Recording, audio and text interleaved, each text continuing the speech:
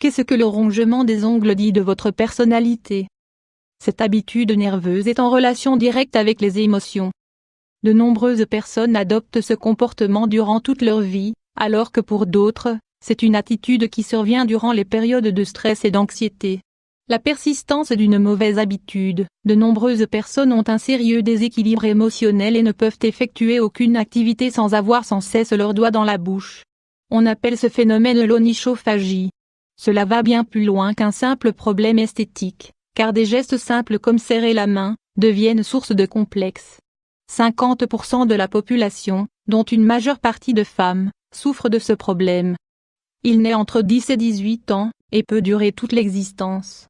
La majorité des personnes qui réalisent des traitements locaux pour arrêter de se ronger les ongles échouent, car elles ne traitent pas la cause directe de l'onychophagie, c'est-à-dire l'anxiété, la nervosité, la dépression, le stress, l'ennui, les problèmes du quotidien ou la tristesse. Se ronger les ongles. Les habitudes nerveuses ou négatives débutent toujours par de petits changements imperceptibles dans le quotidien. Lorsqu'une personne commence à s'habituer à cette attitude, elle augmente la fréquence de répétition du geste sans même s'en rendre compte. La cause principale de cette attitude est une absence de prise de conscience. Les personnes qui se rongent les ongles ne se rendent pas compte qu'elles sont en train de le faire. L'onychophagie peut donc être définie comme une réponse automatique à un problème, un échappatoire, une manière de s'évader ou d'exprimer ses sentiments, etc. Ceux qui font partie de l'entourage de cette personne sont également impliqués dans cette cause. La plupart du temps, ils ne prennent pas le temps de lui dire que le fait de se ronger les ongles est quelque chose de négatif, car ils le voient souvent comme quelque chose de normal, ou ils ne s'en rendent tout simplement pas compte. D'un autre côté, les personnes qui souffrent d'onychophagie sont habituées à se ronger les ongles et l'associent bien souvent avec certaines activités, comme regarder la télévision, lire, parler, etc. Quelles sont les raisons de cette mauvaise habitude? Les psychologues ont mis au point une liste des principales causes de l'onychophagie. Si vous vous rongez les ongles, lisez attentivement ce qui suit, car vous pourriez en apprendre beaucoup sur votre personnalité. Le stress. Lorsque nous sommes stressés, que nous avons beaucoup de problèmes et que nous ressentons de l'anxiété, il est plus que probable que nous commencions à nous ronger les ongles. La nécessité de rechercher un échappatoire à une situation provoque cette habitude, qui a un effet calmant sur le système nerveux. Ongles cassés. L'ennui, l'inactivité ou l'ennui sont des causes de ce comportement étrange. L'habitude de se ronger les ongles est une voie de stimulation pour le système nerveux, qui nous aide, par exemple, à ne pas nous endormir.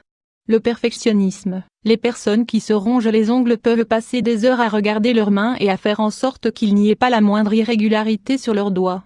Si elles en détectent une, elles vont tout faire pour la supprimer. Il est important de rappeler que ce comportement peut causer des problèmes de dents, de mains et même de peau. Le mimétisme. Beaucoup d'enfants commencent à se ronger les ongles car leurs parents font de même. D'un autre côté, il arrive aussi que des patients de moins de 18 ans souffrent d'onychophagie car ils sont en proie à de l'anxiété, à des tics, à de l'hyperactivité ou à des troubles obsessionnels compulsifs. Ongles. Les causes psychosomatiques. Dans de nombreux cas, les personnes qui se rongent les ongles le font pour se faire mal, et pour s'auto-mutiler. Cela apparaît notamment dans le cas de familles violentes, où l'éducation est très sévère, car c'est une manière d'attirer l'attention. Les émotions, la timidité et la faible estime de soi, tout comme les souffrances intenses dues à une séparation ou à la mort d'un être cher, peuvent dériver en onychophagie. Cette habitude peut commencer à disparaître si la personne reprend confiance en elle et en son environnement. L'onychophagie chez l'enfant. Une étude récente a révélé que les enfants qui se rongent les ongles ont moins de facultés sociales que ceux qui ne souffrent pas d'onychophagie. Cette condition affecterait 45% des enfants vivant dans des pays industrialisés, contre 10% des adultes. Il s'agit d'un trouble nerveux qui limite l'anxiété mais qui, dans le même temps, apporte des conséquences négatives, tant pour le corps que pour l'estime personnelle. Divers facteurs déterminent l'apparition de cette habitude. Le fait de se ronger les ongles peut être un acte inconscient et automatique. Les enfants ne se rendent pas compte qu'ils produisent un dommage direct à leur corps. Selon les experts, cette habitude sera très difficile à abandonner pour eux. Les enfants qui ont des problèmes à l'école, aussi bien scolaires que relationnels, ont plus de probabilité de pratiquer l'onychophagie. Face à des situations de stress, de nervosité, d'angoisse ou d'insatisfaction personnelle, se ronger les ongles est une manière d'échapper à la réalité. Ce problème n'est pas grave et il peut se régler s'il est pris à temps. Cependant, s'il apparaît chez des enfants de moins de 10 ans, il est important de faire appel à une assistance psychologique. D'une manière générale, cette mauvaise habitude est abandonnée dès que l'enfant se rend compte qu'il a honte de montrer ses mains. Chez les jeunes filles, cette mauvaise habitude commence à disparaître vers l'âge de 13 ans. L'onychophagie est souvent à mettre en relation avec des problèmes sociaux. Chez l'enfant, ils peuvent rendre compte d'une certaine tristesse et d'un isolement social. C'est un cercle vicieux qui les pousse à se tenir encore plus à l'écart des autres, et ils peuvent développer des troubles comme de l'introversion,